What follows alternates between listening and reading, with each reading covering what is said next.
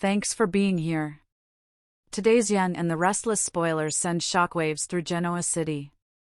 The Yen and the Restless spoilers for Wednesday, July 15th, tease that Nikki Newman, Melody Thomas Scott, will betray Victor Newman, Eric Braeden, while Kyle Abbott, Michael Mealer, makes a deal with the devil. Plus, there's a beautiful reunion to make note of. Key takeaways. Nikki confronts Victor over Patty's deadly rampage, prompting him to accuse her of betrayal. Jack and Diane share an emotional reunion after surviving Patty's terrifying attacks. Kyle makes a dangerous deal with Patty in his desperate quest to take Victor down. Victor's feud with the Abbotts deepens as family loyalties are pushed to the limit. Kyle's reckless alliance could have devastating consequences for everyone involved. Victor Newman betrayed. The Yen and the Restless spoilers for Wednesday, July 15th, suggest that Nikki will betray Victor. Well, the mustache will accuse Nikki of betrayal, that is. Nikki heard about what Patty Williams, Stacey Hayduke, did to Jack Abbott, Peter Bergman, and Diane Abbott, Susan Walters, and how the two almost lost their lives thanks to the psychopath during the Tuesday, July 14th episode. She and Victoria Newman, Amelia Heinley, were at Crimson when Kyle strolled by and told him about Jack's stabbing and Diane's injection in the neck, all thanks to Patty. Nikki will once again lay into Victor for bringing Patty back to town, and he'll lash out. So much for their impending reunion, right? Jack and Diane reunite. Across town, Victor and Nikki may still be on bad terms, but the recent events that Diane and Jack have dealt with will just bring them closer together. Spoilers suggest that they'll make their way back to one another, so fans should expect some feel-good moments when these two share time together. Will Jack be released from the hospital and head home? Who knew it would simply take some near-death experiences, on both sides, to bring the lovebirds back in each other's arms? Kyle Abbott's deal with the devil. Finally, the Yen and the Restless spoilers for July 15th hint that Kyle will make a deal with Patty. While the woman tried to kill both his mom and dad, it looks like Kyle will ignore that in a hot pursuit to gain revenge on Victor. So what if Patty is a nutcase who hates Diane and had her kidnapped, while also stabbing his dad in the stomach? If Patty can help Kyle bring down Victor, then bargaining with her and possibly helping her out in some way will make up for it, right? Kyle is in way over his head with this one. In my opinion, this episode changes how we see several key characters. Nikki turns on Victor, Jack and Diane reunite, Kyle's dangerous deal. The first rays of morning sunlight stretched across Genoa City, but the calm was deceptive. Behind the polished windows of the Newman Ranch, emotions simmered beneath the surface. Victor Newman stood alone in his office, staring at a folder filled with confidential reports. His latest plan was nearly complete. Every move had been calculated, every ally carefully chosen, and every enemy marked. The only problem: Nikki had discovered the truth. She stepped into the office without knocking. Victor. He slowly turned, instantly recognizing the determination in her eyes. "You've been avoiding me," Nikki said. "I've been busy." "No," she replied. "You've been lying." Victor remained silent. Nikki tossed a folder onto his desk. "I know what you're doing to Kyle. And I know you've been manipulating Jack again." Victor's expression barely changed. "I'm protecting this family. By destroying everyone else's? You don't understand." "I understand perfectly," Nikki answered. "For years I've defended you, but this time you've crossed a line." Victor sighed. "Jack Abbott is not our concern. He becomes our concern when you keep making him your enemy." The room fell silent. For the first time in weeks, Nikki looked at Victor not as her husband, but as someone she no longer recognized. Across town, the Abbott mansion felt unusually peaceful. Jack sat in the living room, holding a cup of coffee while staring out the window. Footsteps echoed behind him. Diane entered quietly. "I wasn't sure you'd still be here." Jack smiled faintly. "I wasn't sure you'd come." An awkward silence followed. Everything that had happened between them, the betrayals, the misunderstandings, the endless family drama, had left scars. Diane finally broke the silence. "I miss us." Jack looked down. "So do I." She moved closer. "I know I've made mistakes. So have I. I don't want us to spend the rest of our lives fighting." Jack reached for her hand. "Neither do I." For the first time in months, the tension disappeared. They embraced. Outside the mansion, someone watched from inside a parked car. A phone camera quietly snapped several photos. The mysterious observer smiled.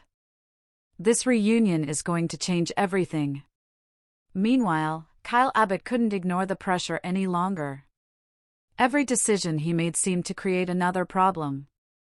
His phone buzzed. Unknown number. "Meet me at the old warehouse." "Come alone." Kyle frowned. This better be worth it. An hour later. He entered the abandoned warehouse cautiously. A shadow stepped forward. "You came." "I almost didn't. I have an offer." Kyle crossed his arms. "I'm listening." The stranger slid a thick envelope across the table. Inside. Bank documents. Contracts. Confidential Newman information. Kyle's eyes widened. "Where did you get these?" "That doesn't matter." "What do you want?" "Victor Newman." Kyle froze. The stranger continued. "You help me destroy Victor. And you'll get everything you've ever wanted." Kyle hesitated. He knew accepting the deal could destroy his relationship with his family. But refusing might cost him even more. "I need time." "You have until tonight." The stranger disappeared into the shadows. Kyle stood alone, staring at the envelope. His future had just become far more dangerous. Later that afternoon. At Crimson Lights, Nikki met secretly with Jack. Jack immediately sensed something was wrong. "Nikki?" She leaned closer. "I can't support Victor anymore." Jack remained silent. She continued. "He's planning something bigger than anyone realizes." "What kind of plan?" "I don't know all the details. But Kyle is involved." Jack's expression changed instantly. "Kyle?" "I think Victor is using him." Jack stood up. "If that's true, I need to find him." Nikki nodded. "Hurry." Because somewhere across Genoa City, Kyle was already making a decision that could change every family's future forever. Kyle sat alone in his car, the mysterious envelope resting on the passenger seat. Every instinct told him to drive straight to Jack and hand over the documents. Yet another voice whispered that this might finally be his chance to step out of everyone else's shadow. He opened the envelope again. Inside were financial records, private communications, and what appeared to be evidence of a secret Newman business operation. If the papers were authentic, Victor had been moving money through shell companies to finance a takeover no one saw coming. Kyle muttered to himself, "This could destroy Victor, or destroy me." His phone rang. "Dad." Jack's voice came through immediately. "Kyle, where are you?" "I'm out." "I need to see you. Right now." Kyle glanced at the envelope before starting the engine. "I'll be there." At the Abbott mansion, Jack paced the living room while Diane watched from the doorway. "You've worn a path into the carpet," she teased gently. "I have a bad feeling." Before Diane could reply, Kyle walked in. "You wanted to see me?" Jack wasted no time. "Nikki came to me." Kyle's expression tightened. "She says Victor is pulling you into something dangerous." Kyle looked from Jack to Diane. "You wouldn't believe me if I told you." "Try us," Diane said. Kyle placed the envelope on the coffee table. Jack slowly opened it. As he scanned the pages, the color drained from his face. Where did these come from? I can't tell you. You have to. I made a promise. Jack slammed the folder shut. This isn't a game, Kyle. Whoever gave you this is using you. I know. Then walk away. Kyle shook his head. I can't. Meanwhile, at Newman Enterprises, Victor stood at the window overlooking Genoa City. Michael Baldwin entered quietly. You wanted to see me?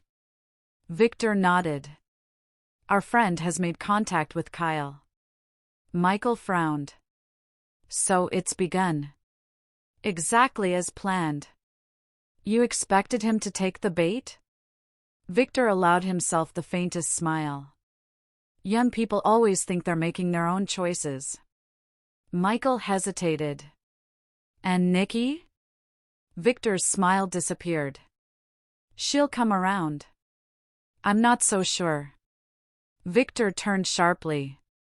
She knows better than to stand against me. Across town, Nikki sat alone at the athletic club, replaying every conversation she'd had with Victor over the past few weeks. Something wasn't right.